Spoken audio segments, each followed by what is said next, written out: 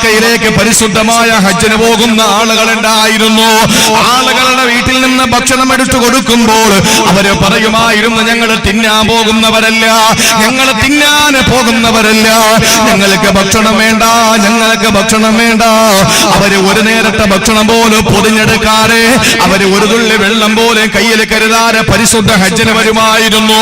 അങ്ങനെ അവര് നേരെ വന്ന് പരിശുദ്ധ കഅബ കണ്ട് അവര് തവാഫ് ചെയ്ത് സഅയ് ചെയ്ത് അവര് തഹല്ലുലായി ഹജ്ജങ്ങ് പൂർത്തീകരിച്ചാൽ, ഉംറ പൂർത്തീകരിച്ചു കഴിഞ്ഞാൽ 2-3 ദിവസം കഴിയുമ്പോൾ വിശപ്പ് തുടങ്ങും. അങ്ങനെ വിശപ്പ് തുടങ്ങുമ്പോൾ സഹോദരങ്ങളെ പിന്നെ അവർക്ക് തവക്കുലില്ല. അവര് പറഞ്ഞപ്പോ വീട്ടിൽ നിന്ന് പോകാനിറങ്ങിയപ്പോൾ ഈ ആളുകളെ ഭക്ഷണം കൊടുത്തപ്പോൾ പറഞ്ഞത് എന്താണ്? തവക്കൽതു അലല്ലാഹ്, ഞങ്ങൾക്ക് ഭക്ഷണം വേണ്ട, എല്ലാം പടച്ചവനെ ഏൽപ്പിച്ചിരിക്കുകയാ. പക്ഷേ മക്കയിലെത്തി ഹജ്ജ് കഴിഞ്ഞപ്പോ അവരുടെ വിശപ്പ് തുടങ്ങിയപ്പോൾ പിന്നെ തവക്കുല് മറന്നുപോയി, തവക്കുല് വിശപ്പ് വന്നപ്പോൾ മറന്നുപോയി. അങ്ങനെ അവര് ചെയ്തതെന്തെന്നറിയോ? പള്ളിയിൽ നമസ്കാരത്തിന് വേണ്ടി വരുന്ന ആളുകളോട് കൈനീട്ടാൻ തുടങ്ങി.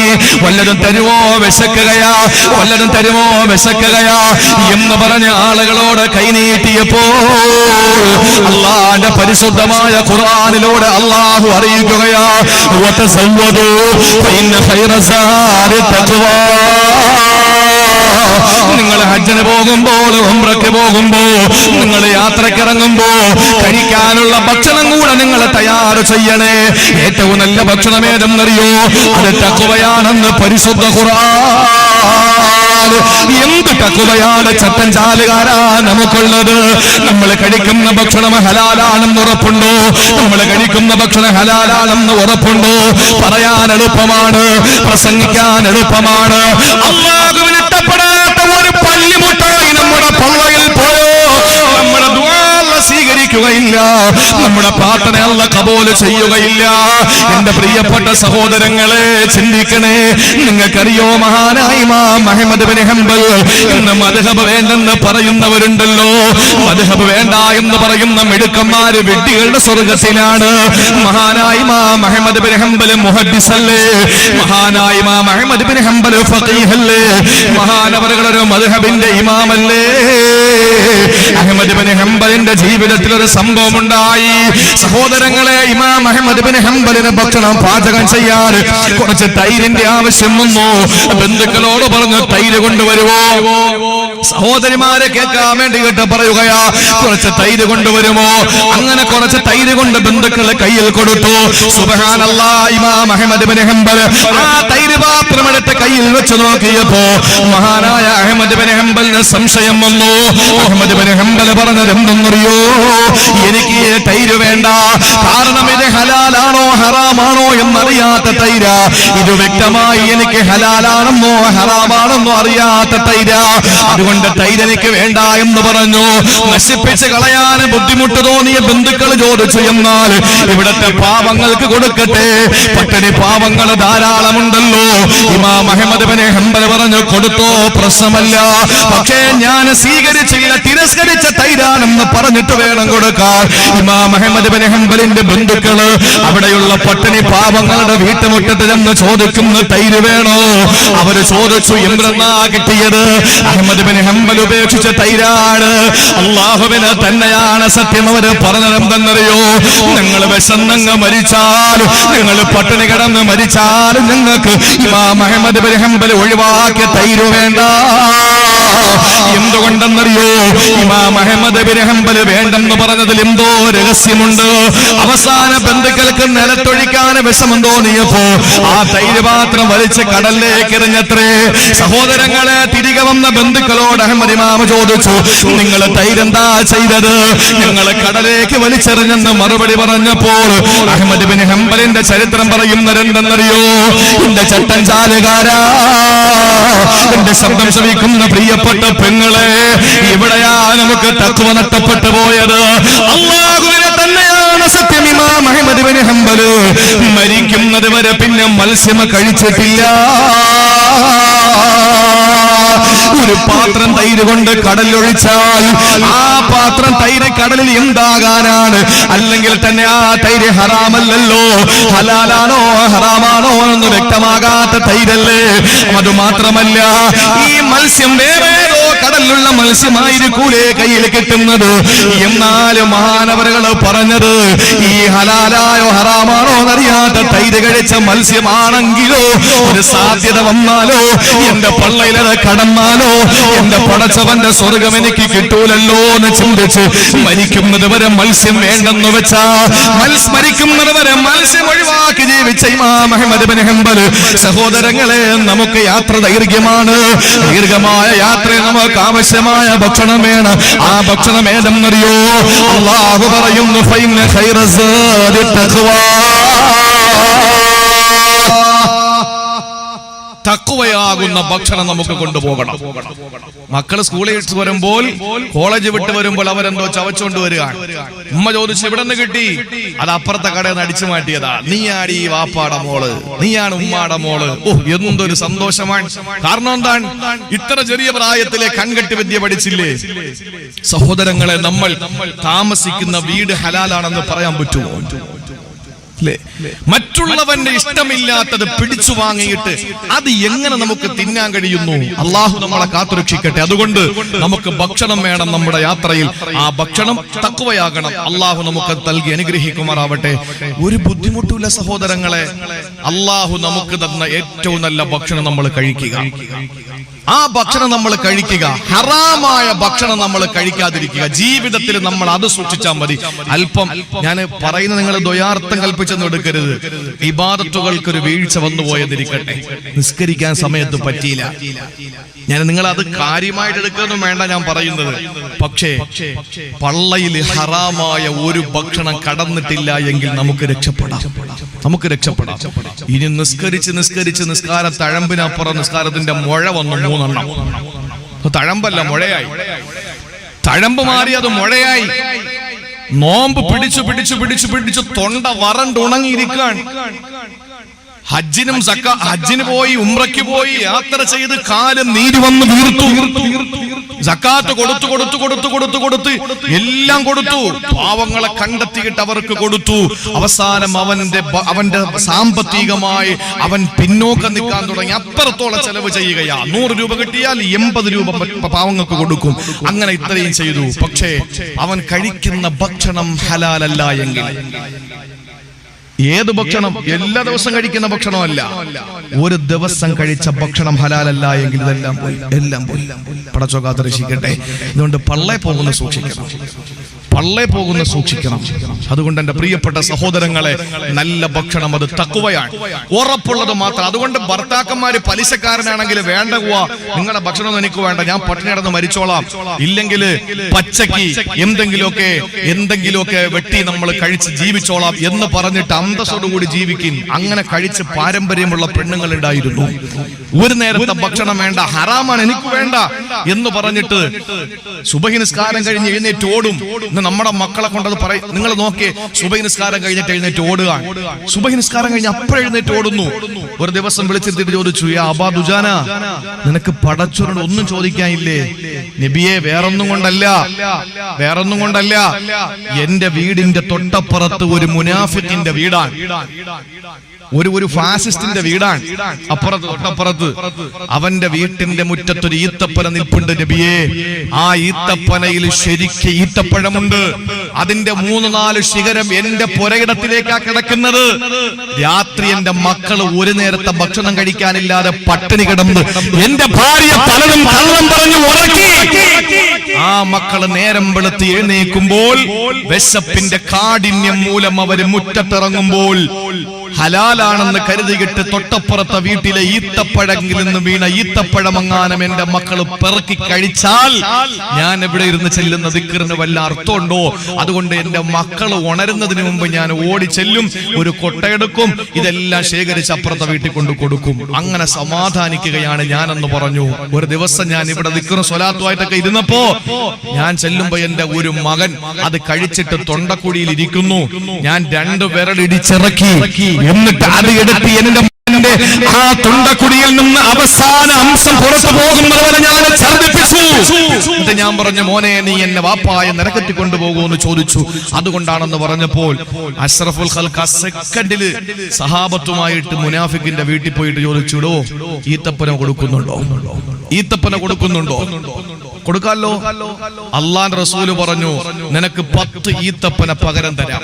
10 ഈത്തപ്പന പകരം തരാം. അതിന്റെ തണ്ട് മരതകമാണ്, അതിന്റെ കായ്കൾ മാണിക്യമാണ് എന്ന് പറഞ്ഞാൽ നിനക്ക് സ്വർഗം തരാന്നാ പറഞ്ഞത്. അല്ലാതെ സഹാബത്തിന് വാങ്ങിച്ചു കൊടുക്കാനുള്ള പൈസ ഉണ്ടോ? അയാള് പറഞ്ഞു, അതൊക്കെ കടമല്ലേ, രൊക്കമാണെങ്കിൽ ഞാൻ റെഡിയാ. കടത്തിന് ഞാനില്ല, ഇപ്പൊ നിലവിൽ പൈസ തരാനുണ്ടോ ഞാൻ തന്നേക്കാം. അബൂബക്കർ സിദ്ദീഖ് റളിയല്ലാഹു അൻഹു എത്രയോ ഈത്തപ്പന വിട്ടുകൊടുത്തിട്ട് പകരം ഒരു ഈത്തപ്പന അബൂ ദുജാനയുടെ പേരിൽ എഴുതിയെങ്കിലും നിൽക്കുന്ന അതിന്റെ ചുവട്, അതിന്റെ മൂട് എവിടെയാണ്? മുനാഫിക്കിന്റെ വീട്ടുമുറ്റത്തല്ലേ? അങ്ങനെ വൈകുന്നേരം രാത്രി കിടന്നപ്പോ മുനാഫിക്കിന്റെ ഭാര്യ മുനാഫിക്കിനോട് പറഞ്ഞു അത്രേ, എന്തായിരുന്നാലും നമുക്ക് നേരത്തെ എഴുന്നേറ്റിട്ട് ആ അപ്പുറത്തെ വീട്ടിൽ കിടക്കണ ഈത്തപ്പഴയും മുകളിൽ നിൽക്കുന്നതും കൂടെ ഒക്കെ പറക്കി നമുക്ക് വീട്ടിനകത്തോണ്ട് വെക്കാം. അവര് മണ്ടന്മാരല്ലേ, അതുകൊണ്ട് നേരം വെളുക്കുമ്പോ ഒന്നും ഇല്ലാന്നവര് കരുതിക്കോട്ടെ, രാത്രി നമുക്ക് മുഴുവനും പറക്കി വെക്കാന്ന് പറഞ്ഞപ്പോ ഭർത്താവ് സമ്മതിച്ചു. പെണ്ടാട്ടിയാണല്ലോ എവിടെയും പ്രശ്നം. ഹവ്വാ ബീവിയല്ലേ ആദം നബിയെ കൊണ്ടും പഴം തീറ്റിപ്പിച്ചത്. എവിടെയും പലിശയ്ക്ക് പ്രകടിപ്പിക്കുന്ന ഭാര്യമാരാണ്. മുനാഫിക്ക് സമ്മതിച്ചു, ഓക്കെ ഞാൻ റെഡിയാ, നേരം വെളുക്കട്ടെ, അവരെണീക്കും മുമ്പ് നമുക്ക് എഴുന്നേക്കാം, എന്നിട്ട് നമുക്ക് മുകളിൽ കയറി പറിക്കാം, നീ താഴെ നിന്ന് പറക്കുക, നമുക്ക് വീട്ടിനകത്ത് കൊണ്ടുവെക്കാം, നേരം വെളുക്കുമ്പോ ഒന്നും ഇല്ലാത്തത് അവർ കിട്ടട്ടെ, നമുക്ക് ലാഭങ്ങൾ കൊയ്യാന്ന് പറഞ്ഞു. സുബ്ഹാനല്ലാഹ്. രാത്രി എഴുന്നേറ്റ് മുനാഫിക്കിന്റെ കെട്ടിയോളും കൂടെ നോക്കുമ്പോ ഉണ്ട് ഈത്തപ്പന അപ്പുറത്തെ വീട്ടിന്റെ മുമ്പ് നിൽക്കുന്നു. അഷ്റഫുൽ ഖൽക്കിന്റെ മുഅ്ജിസത്താണ്, അള്ളാഹുവിന്റെ റസൂലിന്റെ അമാനുഷികതയാണ്. എന്റെ പ്രിയപ്പെട്ടവരെ, ഒരു ഈത്തപ്പന തൊണ്ടയിൽ പോകുമെന്ന് പേടിച്ച് വിക്ർ പോലും വേണ്ടെന്ന് പറഞ്ഞ് എഴുന്നേറ്റോടി. നമ്മൾ തസ്ബീഹ് പിടിച്ചോണ്ട് ഇങ്ങനെ നടക്കുകയാണ്, നമ്മുടെ മക്കള് മോട്ടിച്ച് തിന്നുകൊണ്ടിരിക്കുകയാണ്. എവിടത്തേക്ക് വേണ്ടിയിട്ടാണ്? അതുകൊണ്ട് നമ്മുടെ ഭക്ഷണം അത് തഖ്വയിലധിഷ്ഠിതമായ ഭക്ഷണമാകണം. അള്ളാഹു ഭാഗ്യം തരട്ടെ. രണ്ടാമത്തെ എന്താ പറഞ്ഞേ? വസ്ത്രം. രണ്ടാമത്തേത് വസ്ത്രം. നമുക്ക് വസ്ത്രം വേണ്ടേ? കുറച്ച് ഡ്രസ്സ് നമുക്ക് കൊണ്ടുപോകണം. ആ വസ്ത്രം ഏതാണ്? മഹാനായ അബൂ ഉബൈദ റളിയല്ലാഹു തആല അൻഹു ബദറിന്റെ രണാങ്കണത്തിലേക്ക് ഇറങ്ങുമ്പോൾ അബൂ ഉബൈദ റളിയല്ലാഹു അൻഹുവിന്റെ മനസ്സിന്റെ ചിന്ത, ഈ രണാങ്കണത്തിൽ കിടന്നെനിക്ക് മരിക്കണമല്ലോ, പടച്ചവനെ എനിക്കൊരു മടങ്ങിപ്പോക്ക് തരല്ല റബ്ബേ. നാളെ നിന്റെ മുന്നിൽ വരുമ്പോൾ ശരീരത്ത് കൊണ്ട് വെട്ടും കൊണ്ട് എനിക്ക് വരണമല്ലോ. എന്റെ ശരീരത്തിലൂടെ രക്തം ധാരധാരയായി ഒഴുകുന്ന ആ രക്തത്തിന്റെ കറകളുമായിട്ട് പരലോകത്ത് വരണമല്ലോ എന്ന് പറഞ്ഞുകൊണ്ട് മഹാനായ അബൂ ഉബൈദ അല്ലാഹുവിന്റെ പരിശുദ്ധമായ ദീനിന്റെ സംസ്ഥാപനത്തിന് വേണ്ടിയിട്ടുള്ള പോരാട്ട രണാങ്കണമായ ബദറിലേക്ക് ഇറങ്ങിയപ്പോ ആരുടെയോ വെട്ടുകൊണ്ട് മഹാനായ അബൂ ഉബൈദയുടെ കാലങ്ങ് മുറിഞ്ഞുപോയി. ശ്രദ്ധിക്കണേ ചെറുപ്പക്കാരാ, കാലങ്ങ് മുറിഞ്ഞുപോയി. ആളുകളെ താങ്ങിയെടുത്ത് ടെന്റിനകത്ത് കൊണ്ട് കിടത്തി. ആ തമ്പിനകത്താണ്, ടെന്റിനകത്താണ്, ഖൈമക്കകത്താണ് റസൂലുള്ളാഹി ദുആ ചെയ്യുന്നത്. നേരെ കൊണ്ടുവന്ന് ടെന്റിനകത്ത് കിടത്തി. ബോധം കെട്ടുപോയ അബൂ ഉബൈദ മെല്ലെ മെല്ലെ കണ്ണു തുറന്നപ്പോ താൻ രണാങ്കണത്തിലല്ല, താൻ കിടക്കുന്നത് ടെന്റിനകത്താണ്, ഖൈമക്കകത്താണെന്ന് മനസ്സിലാക്കി അബൂ ഉബൈദ അല്ലാഹുവിന്റെ റസൂലിന്റെ മുന്നിൽ വരികയാണ്. എന്നിട്ട് നബിയോട് ചോദിക്കുന്നു, യാ റസൂലല്ലാഹ്,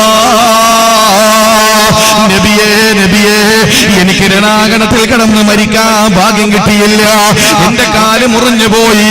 ഈ കാലിലെ മുറിവ് കാരണം ഞാൻ പിന്നീട് മരിച്ചു പോയാൽ എനിക്ക് രക്തസാക്ഷിയുടെ കൂലി കിട്ടുമോ നബിയേ?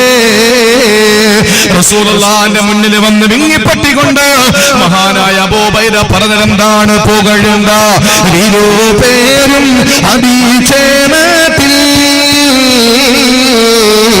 പുകഴും ഹബീബുള്ളാഹ് തിരുമുമ്പേറ്റി വെഞ്ചേർക്കളം വിട്ട് പിരിഞ്ഞു ഞാനേ ഒളിവറു ഷഹീദാമോ അനാ പൊന്മാനേ പഞ്ചന്തകപ്പൂ ചുണ്ടനക്കിയുമ്മീ വെഞ്ചർ ഫലീരൂട്ട് ഷഹീദാകും നീ. റസൂലുള്ളാഹി പറഞ്ഞു, പൊന്നുമോനെ അബൂ ഉബൈദ, നീ എവിടെ കിടന്ന് മരിച്ചാലും നീ രക്തസാക്ഷിയാണ്. ഇത് പറഞ്ഞപ്പോൾ അബൂ ഉബൈദ റളിയല്ലാഹു അൻഹു ഒരു പാട്ട് പാടി. എന്താ പാടിയതെന്നറിയോ?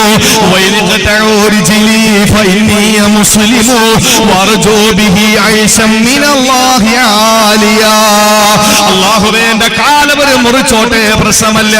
എന്റെ കൈകാലുകൾ മുറിച്ചു മാറ്റട്ടെ, പ്രശ്നമല്ല. എന്റെ ശരീരത്തിന്റെ അവയവങ്ങളെല്ലാം അവര് പിച്ച് ചീന്തട്ടെ, പ്രശ്നമല്ല. ഞാൻ ആഗ്രഹിക്കുന്നത് അല്ലാഹുവേ നിന്റെ ഉന്നതമായ പദവിയാണ്.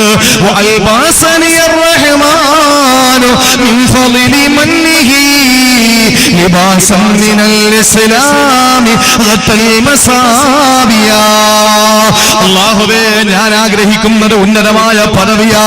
പടച്ചതമ്പുരാൻ എന്നെ ഇസ്ലാം എന്ന വസ്ത്രം കൊണ്ട് പുറച്ചിരിക്കുകയാ. സഹോദരങ്ങളെ, നമുക്ക് അല്ലാഹു തന്ന വസ്ത്രം ഏതാണ്? അത് പരിശുദ്ധമായ ഇസ്ലാം എന്ന വസ്ത്രമല്ലേ?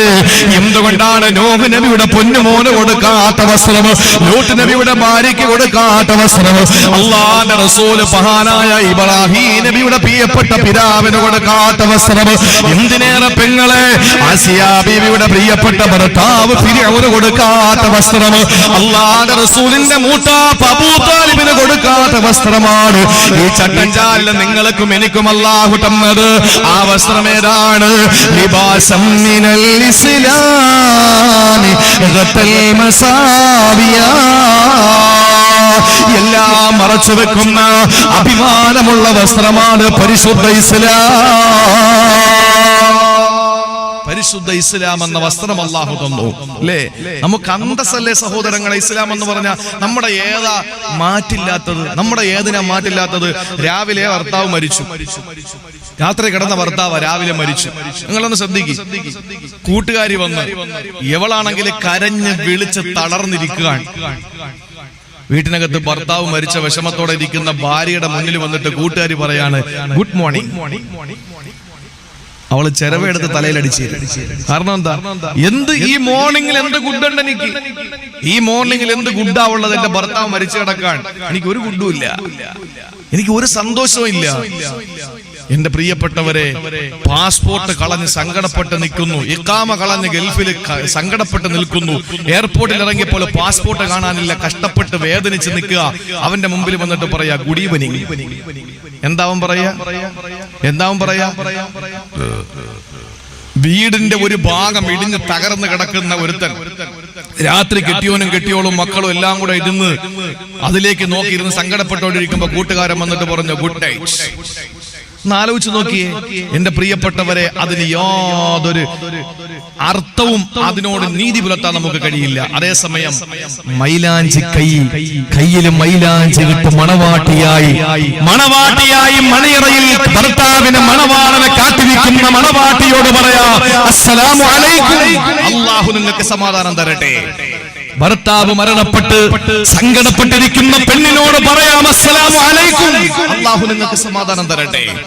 എല്ലാം നഷ്ടപ്പെട്ട് കഴിയുന്ന ഒരു മനുഷ്യന്റെ മുമ്പിൽ വന്നിട്ട് അസ്സലാമു അലൈക്കും, അല്ലാഹു സമാധാനം തരട്ടെ. സന്തോഷം കൊണ്ട് തുള്ളിച്ചാടുന്ന ഒരുത്തന്റെ മുമ്പിൽ വന്നിട്ട് പറയാം അസ്സലാമു അലൈക്കും, അല്ലാഹു നിങ്ങൾക്ക് രക്ഷ തരട്ടെ. ഇസ്ലാമിന്റെ സംസ്കാരം എത്ര ഉന്നതമാണ്! അതാണ് ഏറ്റവും നല്ല വസ്ത്രം. അല്ലാഹു നമുക്കല്ലേ ഇസ്സത്ത്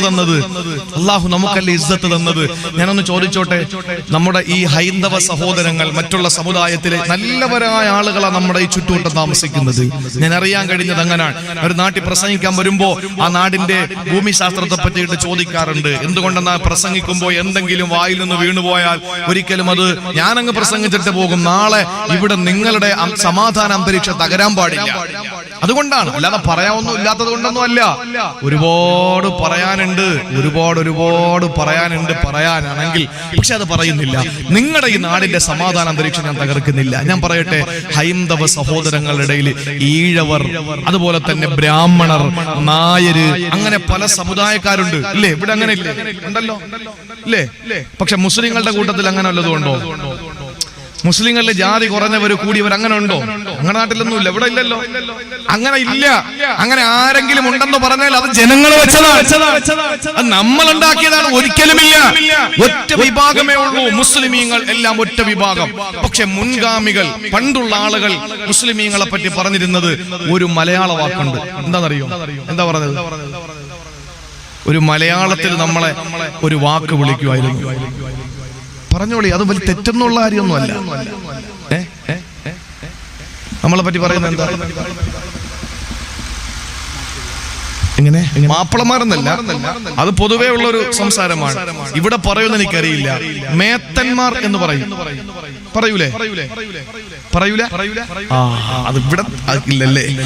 മേത്തന്മാരെന്ന് നമ്മുടെ നാട്ടിലൊക്കെ പറയും.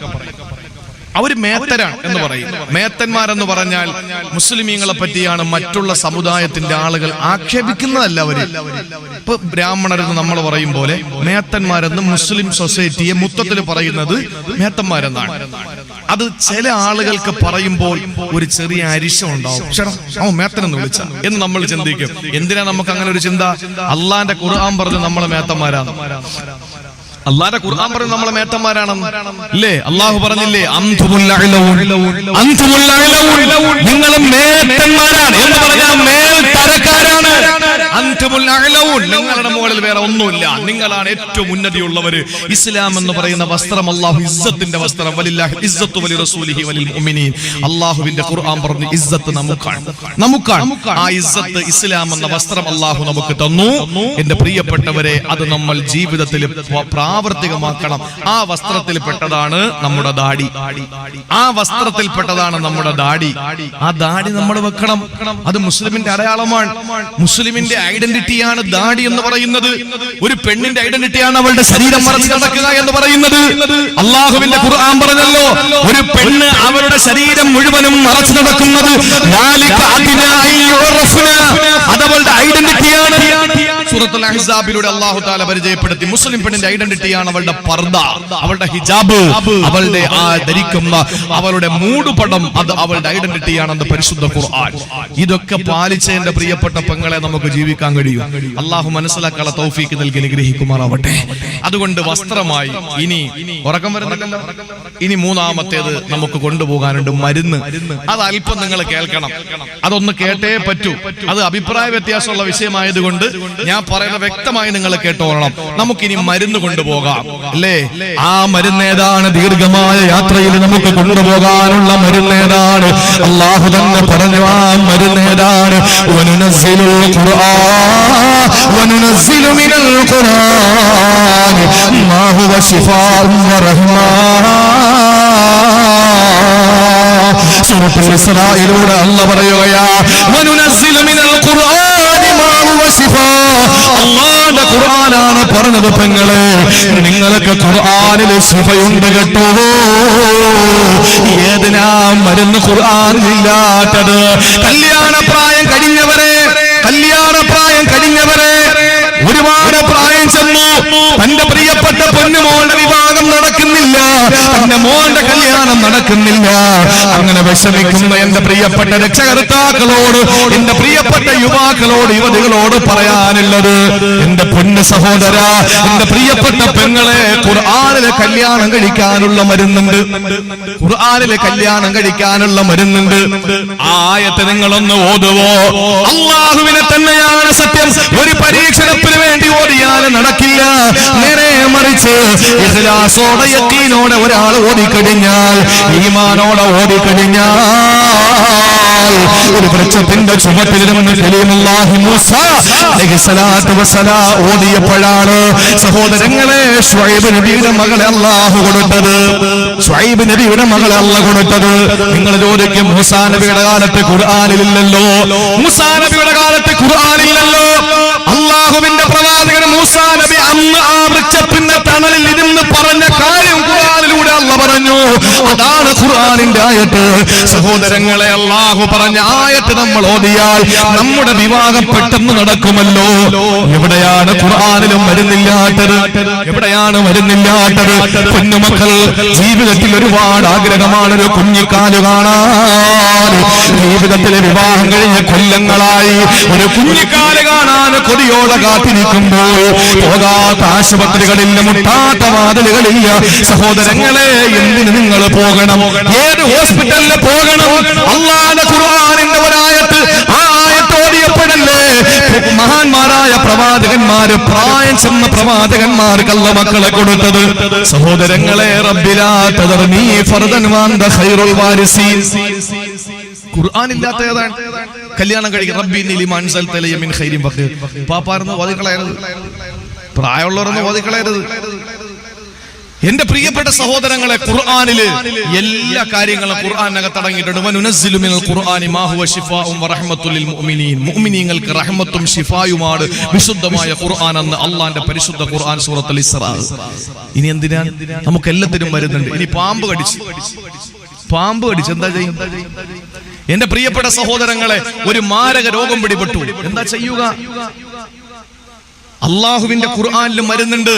ഹബീബായ നബിയുടെ സഹാബത്ത് ഒരു യാത്ര കഴിഞ്ഞ് മടങ്ങി വരുമ്പോൾ അവർക്ക് ഒരു നേരത്തെ ഭക്ഷണം കഴിക്കാൻ കയ്യില് വകയൊന്നുമില്ല, കുടിക്കാൻ വെള്ളമില്ല.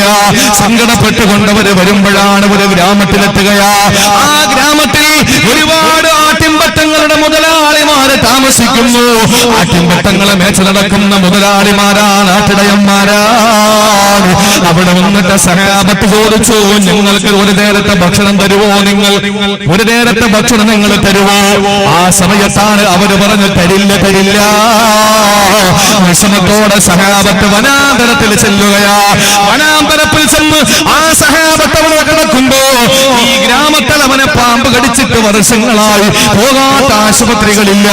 സഹോദരങ്ങളെ, എല്ലാ സ്ഥലങ്ങളിലും പോയി ഇനി എന്ത് ചെയ്യണമെന്നറിയാതെ വിഷമിക്കുമ്പോഴാണ് എവിടെ നിന്ന് ആളുകൾ വന്നാലും അവരോട് ചോദിക്കും, മരുന്ന് നിങ്ങളുടെ കയ്യിലുണ്ടോ?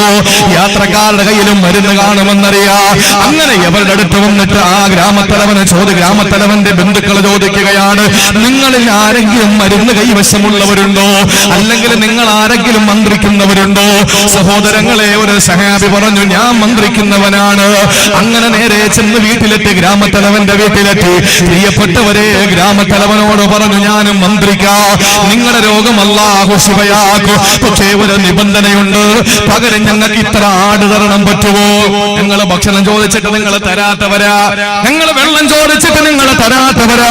അതുകൊണ്ട് ഇപ്പൊ ഞാൻ ആവശ്യപ്പെടുന്നു, ഞങ്ങൾക്ക് കുറച്ച് ആട് തരണം പറ്റുമോ? ആട്ടിൻപറ്റങ്ങളെ ഞങ്ങൾക്ക് കൂലി തന്നാൽ ഞങ്ങൾ മന്ത്രിക്കാമെന്ന് പറഞ്ഞു.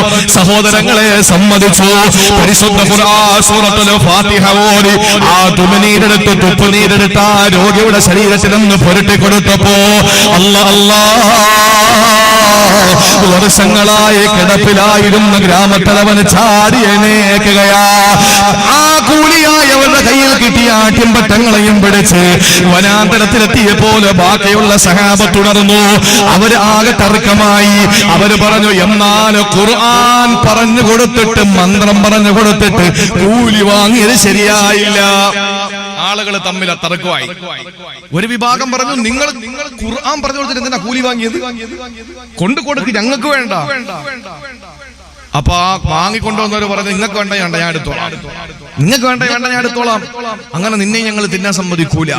അവസാനം പറഞ്ഞു, ശരി, നമുക്ക് റസൂൽ ജീവിച്ചിരിപ്പുണ്ടല്ലോ, ഹബീബായ നബിയോട് ചോദിക്കാം. അവര് യാത്ര തുടർന്നു. റസൂലുള്ളാഹിന്റെ മുന്നിലെത്തിയിട്ട് ചോദിച്ചു, കേൾക്കണേ നിങ്ങൾ. റസൂലുള്ളാഹിന്റെ മുന്നിലെത്തിയിട്ട് ചോദിച്ചു, നബിയെ, ഇങ്ങനെ സംഭവം ഉണ്ടായി, എന്താണ് അങ്ങയുടെ അഭിപ്രായം? ആ സമയത്ത് റസൂലുള്ള പാൽ പുഞ്ചിരിയോടെ പറഞ്ഞ മറുപടിയുണ്ട്, ഇന്ന അഹ്ഖമാ അഖൽതും അലൈഹി അജ്റൻ കിതാബുല്ലാഹ്. കൂലി വാങ്ങാൻ പറ്റിയ മാർഗം, ഏറ്റവും ശ്രേഷ്ഠമായ മാർഗം, അത് അള്ളാഹുവിന്റെ ഖുർആനാണെന്ന് നബി മുഹമ്മദ് മുസ്തഫ. കൂലി വാങ്ങാൻ പറ്റിയ ആകാശത്തിന് താഴെ ഭൂമിക്ക് മുകളിൽ ഏറ്റവും നല്ല മാർഗം MP സ്ഥാനമല്ല, MLA സ്ഥാനമല്ല, മന്ത്രി സ്ഥാനമല്ല, പ്രധാനമന്ത്രി പദവിയല്ല, രാഷ്ട്രപതി പദവിയല്ല. ഏറ്റവും നല്ലത് കൂലി വാങ്ങാൻ പറ്റിയ മാർഗം അത് റബ്ബിന്റെ ഖുർആൻ പറഞ്ഞു കൊടുത്ത് കിട്ടുന്ന ഹദിയ വാങ്ങലാണ് ഏറ്റവും അത്യുത്തമമെന്ന് നബി മുഹമ്മദ് മുസ്തഫ. ഇനി നിങ്ങൾ കേൾക്കണേ, നിങ്ങൾ പറയും നബി അങ്ങനെ പറഞ്ഞു, പക്ഷെ നബി അതിൽ നിന്ന് ഒരു പീസ് ഇറച്ചിയെങ്കിലും കഴിച്ചോ? നബി പറഞ്ഞു, നിങ്ങൾ എല്ലാരും കൂടെ വീതിച്ചോളാൻ പറഞ്ഞു. എന്നിട്ട് അവസാനം പറഞ്ഞു, അതിന്റെ ഒരു ഭാഗം എനിക്ക് നന്നേക്കാൻ പറഞ്ഞു. ഇനി ഒരു കാര്യം ഞാൻ നിങ്ങളോട് പറയട്ടെ, ഈ ഹദീസ് എവിടെ ഉണ്ടെന്നറിയോ? ചിലര് പറയും, ഇത് ഇയാളെ മന്ത്രവാദിയായിരിക്കും എന്ന് പറയും. ഈ ഹദീസ് എവിടെ ഉണ്ടെന്നറിയോ നിങ്ങൾക്ക്? ഇത് സാക്ഷാൽ സ്വഹീഹുൽ ബുഖാരിയിലുള്ള ഹദീസാണ്. അത് എവിടെ പറഞ്ഞു? ഫളായിൽ ഖുർആൻ എന്ന് പറയുന്ന അധ്യായത്തിലല്ല പറഞ്ഞത്, ഖുർആന്റെ ശ്രേഷ്ഠത പറയുന്ന സ്ഥലത്തല്ല പറഞ്ഞത്. എന്നാ പിന്നെ കിതാബുൽ ഇസ്തിആദത്ത്, കാവലിനെ തേടാനുള്ള ആയത്തുകൾ പറയുന്ന അധ്യായമുണ്ട്, അതിലാണോ? അതിലും പറഞ്ഞിട്ടില്ല. പിന്നെ എവിടെ പറഞ്ഞു? ഫളായിലുൽ ഫാത്തിഹ, ഫാത്തിഹയുടെ ശ്രേഷ്ഠത അവിടെയും പറഞ്ഞില്ല. പിന്നെ ഇതെവിടെയാ പറഞ്ഞത്? കിതാബുൽ ഇജാറ എന്ന് പറഞ്ഞാൽ കൂലി വാങ്ങുന്നതുമായി ചർച്ച ചെയ്യുന്ന വിഷയത്തിലാണ് ഈ ഹദീസ് കൊടുത്തത്. എന്ന് പറഞ്ഞാൽ എന്റെ പ്രിയപ്പെട്ടവരെ, ഒരു വിശ്വാസിയെ സംബന്ധിച്ചിടത്തോളം അവൻ കൂലി വാങ്ങുന്നത് കൊണ്ട് കുഴപ്പമില്ല, അത് ഖുർആൻ പറഞ്ഞിട്ടായാലും കുഴപ്പമില്ല എന്നർത്ഥം. നിങ്ങൾ നോക്ക് എന്റെ പ്രിയപ്പെട്ട സഹോദരങ്ങളെ, ഇത് പറയുമ്പോൾ നിങ്ങൾ കരുതും ഈ അടുത്ത സമയത്ത് കോഴിക്കോട് ജില്ലയിൽ ഒരു മന്ത്രവാദി ഉണ്ടായിരുന്നു, ഒരു ഷെയ്ഖെന്നാ പറഞ്ഞത്. അയാളുടെ മുരീദിനോട് പറഞ്ഞു, നിന്റെ കുഞ്ഞ് നിന്റെ ഭാര്യ പ്രസവിക്കുമ്പോ 5 ബാങ്ക് കേൾക്കാതെ നീ എന്ത് ചെയ്യാൻ പാടില്ല? പാല് കൊടുക്കാൻ പാടില്ല. 5 ബാങ്ക് കേട്ടിട്ടേ പാല് കൊടുക്കാവൂ. അതും പാലല്ല കൊടുക്കേണ്ടത്, ആദ്യം ഞാൻ ഓതിത്തരുന്ന വെള്ളം കൊടുക്കണമെന്ന് പറഞ്ഞു. അങ്ങനെ യവൻ എന്ത് ചെയ്തു? ഈ മുരീദ് പാവം ചെന്ന് ഭാര്യ പ്രസവിച്ചിട്ട് പാല് കൊടുക്കാൻ സമ്മതിച്ചില്ല. അങ്ങനെ വിഷയം രൂക്ഷമായി. പോലീസുകാർ വന്നു, ഷെയ്ഖിനെ പിടിച്ച് 2 ഇടി കൊടുത്തപ്പോഴാണ് പിന്നീടാണ് അറിയാൻ കഴിഞ്ഞത് ഈ ഷെയ്ഖ് കഞ്ചാവ് ഷെയ്ഖാണ്. തങ്ങള് കഞ്ചാവ് ഈ കള്ള നാണയങ്ങൾ ഇതിന്റെ ഇടയിലുണ്ട് എന്ന് വെച്ചിട്ട് യാഥാർത്ഥ്യം നമുക്ക് തിരസ്കരിക്കാൻ കഴിയോ? നടന്ന് പെണ്ണ് കിട്ടുന്നു 2-3 പേര് എന്ന് വെച്ചിട്ട് നിക്കാഹ് ഹറാമാണെന്ന് പറയാൻ പറ്റുമോ? പറ്റൂല. എന്റെ പ്രിയപ്പെട്ട സഹോദരങ്ങളെ, അതുകൊണ്ട് നമുക്ക് നമ്മുടെ യാത്രയിൽ ആവശ്യമായ മരുന്ന് ഖുർആനിൽ തന്നെ ഉണ്ട്. ഒന്ന് പഠിച്ചാൽ മതി. അതിന് ഇതുപോലെ വാദിന്റെ സദസ്സ് വെക്കുമ്പോൾ പോകണം. അല്ലാതെ വീട്ടിൽ കിടന്നുറങ്ങിയിട്ട് പാമ്പ് കൊത്തുമ്പോ പിന്നെ ഓടി ആശുപത്രികളിൽ പോയി അവിടെ ചെന്ന് ലക്ഷങ്ങൾ പിഴിഞ്ഞങ്ങോട്ട് എടുക്കും. ഒരു ആശുപത്രി ചെന്ന് കഴിഞ്ഞാൽ ആശുപത്രിയിൽ ഒരു ചെറിയ സർജറിക്ക് വേണ്ടി പോയി കഴിഞ്ഞാൽ 5 ലക്ഷം രൂപ. ബ്ലേഡ് വാങ്ങിക്കുന്നതിന് എത്ര രൂപയാ? 30 രൂപ. മരുന്നിന് 90 രൂപ. അവിടുത്തെ ഒരു ദിവസത്തെ ഫീസ് 450 രൂപ. ഡോക്ടർ ഫീസ് പോട്ടെ 500 രൂപ. എത്ര രൂപയായി? വാങ്ങുന്നത് എത്ര? 10 ലക്ഷം രൂപ. അല്ലേ? ഇതൊന്നും വേണ്ടല്ലോ, ഇതൊന്നും വേണ്ടല്ലോ. ഒരു 50 രൂപയും കൊണ്ടുവരിക, വാഴത്തിന്റെ സദസ്സിരിക്കുക, ബക്കറ്റ് കൊണ്ടുവരുമ്പോ ഇട്ട് കൊടുക്കുക, തീർന്നു. പഠിക്കുക, പോവുക, രക്ഷപ്പെട്ടു. അത് നമുക്ക് ഇപ്പൊ പറഞ്ഞാൽ മനസ്സിലാവൂല. അള്ളാഹു മനസ്സിലാക്കാനുള്ള തൗഫീക്ക് നൽകി അനുഗ്രഹിക്കുമാറാവട്ടെ. അതുകൊണ്ട് രണ്ടാമത് റസൂല് പറഞ്ഞു, നിന്റെ യാത്ര ദീർഘമാണ്. ആ ദൈർഘ്യമേറിയ യാത്രയിൽ നിനക്ക് ആവശ്യമായ സംവിധാനങ്ങൾ വേണം. അത് ഭക്ഷണമാണ്, അത് തഖ്വ, വസ്ത്രമാണ് ഇസ്ലാം, മരുന്നാണ് അത് വിശുദ്ധ ഖുർആൻ. അള്ളാഹു മനസ്സിലാക്കാനുള്ള തൗഫീക്ക് തരട്ടെ. ശേഷം നബി തങ്ങൾ പറയുകയാണ്, മൂന്നാമത്തെ ഉപദേശം ഞാൻ അവസാനിപ്പിക്കാം. എന്റെ പ്രിയപ്പെട്ടവരെ, അള്ളാഹുവിന്റെ പ്രിയപ്പെട്ട പ്രവാചകൻ നബി മുഹമ്മദ് മുസ്തഫ സല്ലല്ലാഹു അലൈഹി വസല്ലമ തങ്ങൾ പറയുകയാണ്,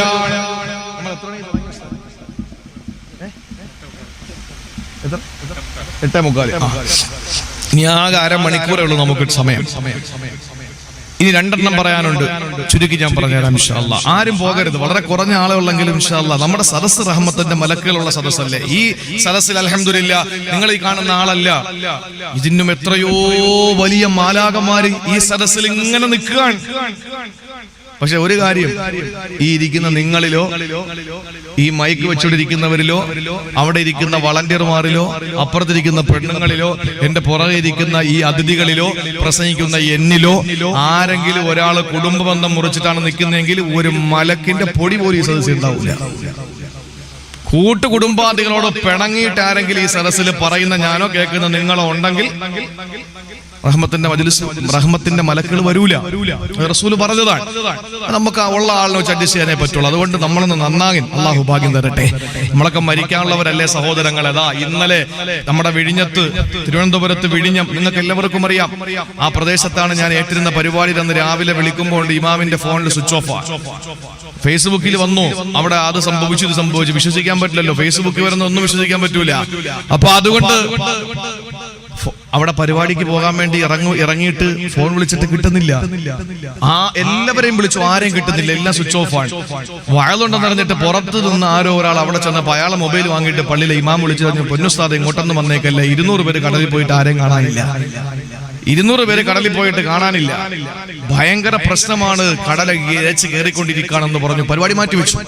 ഞാൻ പറഞ്ഞത്, നടുകടലിൽ തന്റെ വള്ളത്തിൽ പോയ പോളെന്ന് പറയുന്ന ഒരു ക്രിസ്ത്യാനി സഹോദരൻ രക്ഷപ്പെട്ട് കരയെത്തിയപ്പോൾ അദ്ദേഹം പറഞ്ഞ വാക്കെന്തെന്നറിയോ? എന്റെ കൺമുമ്പിൽ എന്റെ കൂടെ മീൻ പിടിക്കാൻ വന്ന 2 പേരും വെള്ളത്തിൽ മുങ്ങി താഴുകയാണ്, എനിക്ക് രക്ഷപ്പെടുത്താൻ കഴിഞ്ഞില്ല. ഞാനും വെള്ളത്തിലേക്ക് വീണു. ഞാൻ പെട്ടെന്ന് എന്റെ വള്ളത്തിന്റെ തടിയിൽ പിടിച്ചു കിടന്നു. ഉപ്പ് വെള്ളം കുറെ കുടിച്ച് ഞാൻ ക്ഷീണിച്ചു. അവസാനം എനിക്കറിയാം ഞാനും എന്റെ കൂട്ടുകാരെ പോലെ വെള്ളത്തിൽ വീണു പോകുമെന്ന്. അങ്ങനെ ഞാനൊരു കയറെടുത്തു. എന്നെയും അതിനകത്തുള്ള ഒരു സഹോദരനെയും കൂടെ തമ്മിൽ കൂട്ടിക്കെട്ടി ആ വള്ളത്തിൽ കെട്ടിയിട്ടിരുന്നു. അതുകൊണ്ട് 2 ദിവസം 48 മണിക്കൂർ ഞങ്ങൾ വെള്ളത്തിലായിരുന്നു. താണുപോയില്ല. കാരണം വള്ളത്തിന്റെ തടിയിൽ ഞങ്ങളെ കെട്ടിയിട്ടിരുന്നത് കൊണ്ട് താഴോട്ട് പോയില്ല. സഹോദരങ്ങളെ, 48 മണിക്കൂർ 2 ദിവസം നടുക്കടലിലൊന്ന് സങ്കല്പിച്ചു നോക്കിയേ. കിടക്കാൻ 2 രാവും 2 പകലും. അവസാനം ദുരന്ത നിവാരണ അതോറിറ്റിയുടെ ഹെലികോപ്റ്റർ പോയപ്പോ അവര് ഉടുത്തിരിക്കുന്ന തുണി വലിച്ചുരിഞ്ഞിട്ട് വീശി കാണിച്ചു കൊടുത്തു. അങ്ങനെ രക്ഷപ്പെടുത്തി കരയിൽ കൊണ്ടുവന്നു. ഇനി എന്താ നിങ്ങളുടെ ഭാവി പരിപാടി എന്ന് ചോദിച്ചവൻ പറഞ്ഞു, ഇന്നൊന്ന് വിശ്രമിക്കണം, നാളെ വീണ്ടും ഞാൻ പോകും. അയാൾ പറഞ്ഞതാണ്, ഇന്നൊന്ന് വിശ്രമിക്കണം, നാളെ നേരം വെളുക്കട്ടെ, എനിക്ക് മീൻ പിടിക്കാൻ പോകണം. എന്താ കാര്യം എന്ന് ചോദിച്ചവൻ പറഞ്ഞു, ജനുവരി 4-ാം തീയതി മോളുടെ കല്യാണോ, ഇതുവരെ 1 ഗ്രാം പണ്ടം വാങ്ങിയിട്ടില്ല, 1 നയാ പൈസ കയ്യിലില്ല. എന്റെ മോളെ കെട്ടിക്കണ്ടേ, 4 പേരെ കെട്ടിക്കും പോലെ എന്റെ മോളെയും കെട്ടിക്കണ്ടേ, ഞാൻ മരിച്ചാലും കുഴപ്പമില്ല, ഞാൻ പോകുമെന്ന് പറഞ്ഞു. ഞാൻ പറഞ്ഞത്, എന്റെ പ്രിയപ്പെട്ട സഹോദരങ്ങളെ, നമ്മുടെ മുന്നിൽ പലരും ഭീകരമായ രീതിയിൽ മരണപ്പെട്ടുകൊണ്ടിരിക്കുമ്പോഴും മരണത്തിന് കീഴടങ്ങിക്കൊണ്ടിരിക്കുമ്പോഴും എന്റെ പ്രിയപ്പെട്ട സഹോദരങ്ങളെ, അള്ളാഹുവിന്റെ പരീക്ഷണങ്ങൾ വന്നുകൊണ്ടിരിക്കുകയാണ്. അതുകൊണ്ട് നമുക്കൊന്ന് നന്നാകാം. ഇനിയെങ്കിലും ഓക്കി ചുഴലിക്കാറ്റ് ഒരു ചെറിയ ടെസ്റ്റ് ഡോസാണ്. അത്തർ വാങ്ങാൻ വേണ്ടി പോയി നിൽക്കുന്നവര് ഇരിക്കുന്ന കുപ്പിയെ എടുത്ത് തലയെ കൂടെ ഒഴിച്ചു കൊടുക്കൂലേ അത്തർ കച്ചവടക്കാരൻ. മറിച്ച് അവന് ചെറിയ കോലിട്ട് അതിൽ നിന്ന് എടുത്തിട്ട് കയ്യിൽ തേച്ച് വെച്ചിട്ട് മണത്തു നോക്കാൻ പറയും. കൊള്ളാമോ എങ്കിൽ തരാമെന്നാ പറയുന്നത്. ഇതുപോലെ തന്നെ അല്ലാഹു വലനുദീഖന്നഹും മിനൽ അദാബിൽ അദ്നാ ദൂനൽ അദാബിൽ അക്ബരി ലഅല്ലഹും യർജിഊൻ. അല്ലാഹുവിന് വലുത് കയ്യിരിപ്പുണ്ട്, ആദ്യം ചെറുതെ അല്ലാഹു ഇറക്കൂ, ലഅല്ലഹും യർജിഊൻ, മടങ്ങി വരാൻ. കാരണം വലുത് ഇറക്കിയാൽ പിന്നെ മടങ്ങി വരാൻ ആളുണ്ടാവൂല. അതുകൊണ്ട് ചെറുതല്ല ഇറക്കി തരും. മടങ്ങി വന്നാൽ രക്ഷപ്പെട്ടു, വലുത് അല്ലാഹു ഇറക്കൂല. അതുകൊണ്ട് ചെറുത് നമുക്ക് തന്നിരിക്കാണ്. ഗുജറാത്തിലൂടെ കറങ്ങി ഇങ്ങനെ ഹരിയാന വഴി ഒന്നിങ്ങനെ കറങ്ങി 4 ഭാഗത്ത് പോകും. അവിടെയൊക്കെ ആണല്ലോ തോലിന്റെ പേരിൽ മുസ്ലിങ്ങളെയൊക്കെ കൊന്നോണ്ടിരിക്കുന്നത്. അവരും പഠിക്കും ഇങ്ങനെ കാറ്റിന്റെ വേഗതയും കാറ്റിന്റെ വിഷമവും ഒക്കെ. സഹോദരങ്ങളെ, മുസ്ലിം ആണെങ്കിലും ക്രിസ്ത്യാനി ആണെങ്കിലും ഹിന്ദു ആണെങ്കിലും വേദനയല്ലേ.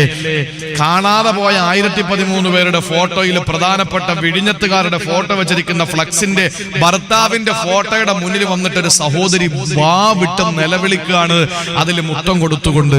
മരിച്ചെന്ന് ഉറപ്പായ സമാധാനിക്കാം, മരിച്ചു ഇനി പ്രതീക്ഷിക്കണ്ട. അല്ല, ജീവനോടെ ഉണ്ടെന്നറിഞ്ഞാൽ പ്രതീക്ഷയോടെ കാത്തിരിക്കുക. ഇത് രണ്ടിന്റെയും ഇടയിലൊന്ന് സങ്കല്പിച്ചു നോക്കിയേ. അള്ളാഹു ഇത്രയും വലിയ പരീക്ഷണങ്ങൾ തരുമ്പോ എന്റെ പ്രിയപ്പെട്ടവരെ, നമ്മളൊന്ന് പാഠം ഉൾക്കൊള്ളോണ്ടി അള്ളാഹു തൗഫീക്ക് നൽകി അനുഗ്രഹിക്കുമാറാവട്ടെ. മൂന്നാമതായി അള്ളാഹുവിന്റെ റസൂൽ പറയുകയാണ്, അബൂദർറേ ഖഫിഫ് അൻ ലഹരിക ഫഇന്നൽ അഖബതക അബൂദർറേ, മലമ്പാത ദുർഘടം പിടിച്ചതാണ്. അതുകൊണ്ട് തന്നെ അബൂദർറേ മലമ്പാത ദുർഘടം പിടിച്ചതാണ്. അതുകൊണ്ട് അബൂദർറേ മുതുകത്തുള്ള ഭാരം ഇറക്കി വെക്കണേ, മുതുകത്തുള്ള ഭാരമൊന്ന് ലഘൂകരിക്കണേ. ഒന്ന് ചിന്തിക്കണം എന്റെ സഹോദരങ്ങളെ, മലമ്പാത ഏതെന്നറിയോ? സഹോദരങ്ങളെ, നരകത്തിന്റെ വഴി എളുപ്പമാണ്, താഴോട്ടുള്ള വഴിയാണ്. കള്ളു കുടിക്കാൻ എന്ത് രസമാ, പെണ്ണ് പിടിക്കാൻ എന്ത് രസമാ, പലിശ വാങ്ങാൻ എന്ത് രസമാ, ഗാനമേള കേൾക്കാൻ എന്ത് രസമാ, ഇതെല്ലാം നല്ല രസമല്ലേ. പക്ഷേ അതിന്റെ പരിണത ഫലം അവസാനം വേദനാജനകമായ ശിക്ഷയാണ്. പക്ഷെ നിസ്കരിക്കാൻ വളരെ ബുദ്ധിമുട്ടാ. ഒരു പർവ്വതത്തിന്റെ മുകളിൽ കയറുന്ന ബുദ്ധിമുട്ടാണ്. നോമ്പ് പിടിക്കാനും സക്കാത്ത് കൊടുക്കാനും പാവങ്ങളെ സഹായിക്കാനും രാത്രി ഉറക്കം ഉളച്ച് വയല് കേൾക്കാനും വല്ലാത്ത ബുദ്ധിമുട്ടാണ്. സഹോദരങ്ങളെ, സ്വർഗത്തിന്റെ പാറയെ പറ്റി അള്ളാഹു പറഞ്ഞത് ഒരു മലമ്പാറയാണ്. ആ മലമ്പാറ ചവിട്ടി കടന്ന പിന്നെ സുഖകരമായ സ്വർഗമാണ് അല്ലാഹു തരുന്നത്. അതുകൊണ്ടല്ലേ അള്ളാഹു പറഞ്ഞത്, അലം നജ്അൽ ലഹു ഐനൈനി വലിസാനൻ വശഫതൈൻ വഹദൈനാഹു നജ്ദൈൻ. കണ്ണും കാതും നാക്കും മൂക്കും വായും വയറും കയ്യും കാലും അല്ലാഹു തന്നതെന്തിനാണ്? 2 പാറ നിനക്ക് കാണിച്ചു തന്നതെന്തിനാണ്? പൊന്നുമോനെ, ഫലഖതഹമൽ അഖബ. എന്നിട്ട് നീ ആ മലം മലമ്പാത ഗിരിമാർഗം വിട്ടുകിടന്നിട്ടില്ല. ഏതാണ് മലമ്പാത എന്നറിയോ? ഏതാണ് മലമ്പാത എന്നറിയോ? അള്ളാഹുവിന്റെ പരിശുദ്ധമായ ഖുർആനിലൂടെ അള്ളാഹു ലോകത്തിന് പഠിപ്പിച്ചു കൊടുക്കുകയാണ് മലമ്പാത ഏതെന്ന്. എന്റെ സഹോദരങ്ങളെ ചിന്തിക്കണേ. അള്ളാഹുവിന്റെ റസൂല് മൂന്നാമത് കൊടുത്ത ഉപദേശമാണ്, പൊന്നുമോനെ അബൂദർ, നീ നിന്റെ മലമ്പാത ദുർഘടം പിടിച്ചതാണ്. അതുകൊണ്ട് ആ പാതയിലോട്ട് കയറുമ്പോ മുതുകത്തുള്ള ഭാരം നീ കുറയ്ക്കണം. സഹോദരങ്ങളെ, കപ്പല് കയറിയിട്ട് മറുകര എത്തുമ്പോൾ പെട്ടെന്നങ്ങ് സ്വർഗത്തിൽ കയറാൻ പറ്റൂല. ഒരു മലമ്പാത ചവിട്ടി വേണം സ്വർഗത്തിൽ പോകാൻ. ആ മലമ്പാത ചവിട്ടി കിടക്കണമെങ്കിൽ 5 കാര്യങ്ങൾ നമ്മൾ ചെയ്യണമെന്നാണ്. അതൊന്ന് ഓടിച്ചു പറഞ്ഞു തരട്ടെ, നമ്മുടെ ജീവിതത്തിലും പ്രാവർത്തികമാക്കാനാണ്. അള്ള പറഞ്ഞു,